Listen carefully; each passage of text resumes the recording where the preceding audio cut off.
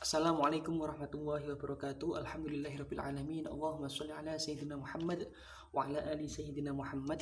Langsung saja kita akan membahas tentang pemahaman hadis secara tekstual dan kontekstual. Kalau kita tahu bahwa pengertian hadis yaitu perbuatan, perkataan ataupun ucapan ataupun sesuatu ketetapan yang disandarkan kepada Nabi. Itu dinamakan hadis. Dalam memahami sebuah hadis ada dua versi yang harus kita pahami, yaitu bagaimana memahami hadis secara tekstual dan kontekstual. Pengertiannya, kalau kita memahami hadis secara tekstual, bagaimana kita mengartikan hadis sesuai dengan artinya tanpa ada penakwilan atau segala macam. Tetapi ketika nanti kita memahami hadis secara kontekstual, maka kita harus mempertimbangkan aspek-aspek situasi dan kondisi. Bisa jadi kita harus mempertimbangkan situasi dan kondisi ketika Nabi mengucapkan hadis itu. Bisa juga kita melihat situasi kondisi saat sekarang, bagaimana kita menggunakan hadis tersebut. Langsung saja, karena waktunya sangat singkat, saya akan memberikan contoh sebuah hadis Nabi. An Abdullah bin Smith an Abi Dzar qala Rasulullah sallallahu alaihi wasallam idza qama ahadukum yusalli fa innahu yastaruhu idza kana baina yadayhi misla akhiratur rihla fa idza lam yakun baina yadayhi misla akhiratur rihla fa innahu yaqta'u salatuhu al-himaru wal mar'atu wal kalbu al aswadu qulta ya Abadzar ma balal kalbi aswadu minal kalbi, kemudian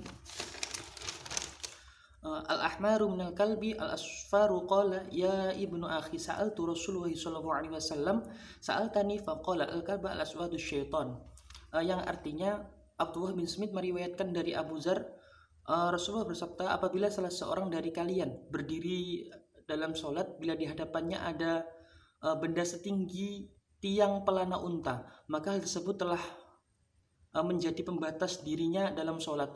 Dan apabila di hadapannya tidak ada benda setinggi tiang pelana unta, maka sholatnya bisa terputus oleh keledai dan anjing hitam, kemudian wanita bila lewat di hadapannya.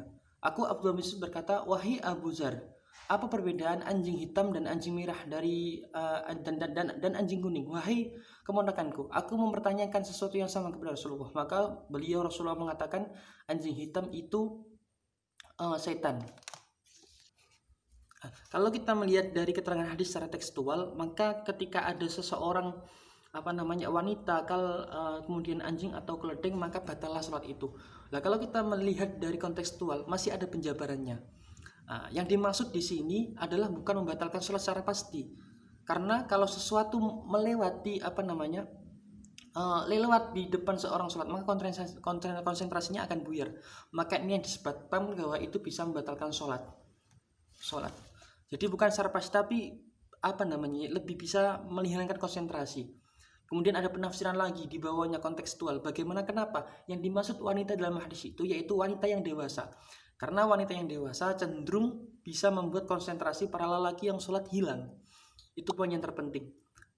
Kemudian maka dihukumi. Jadi ketika ada seorang melewati orang di depan sholat, itu dihukumi makruh. Bahkan ada fikih ekstrim. Seseorang yang berlalu lalang di depan orang yang sholat, maka bisa dibunuh. Itu fikih ekstrim. Maka dalam hadis ini kandungannya bukan membatalkan sholat, tapi membuat anjuran kalau kita melakukan sholat ada pembatas, agar orang tidak berlalu lalang, karena itu bisa memecah konsentrasi orang yang sedang sholat. Mungkin itu. Wassalamualaikum warahmatullahi wabarakatuh.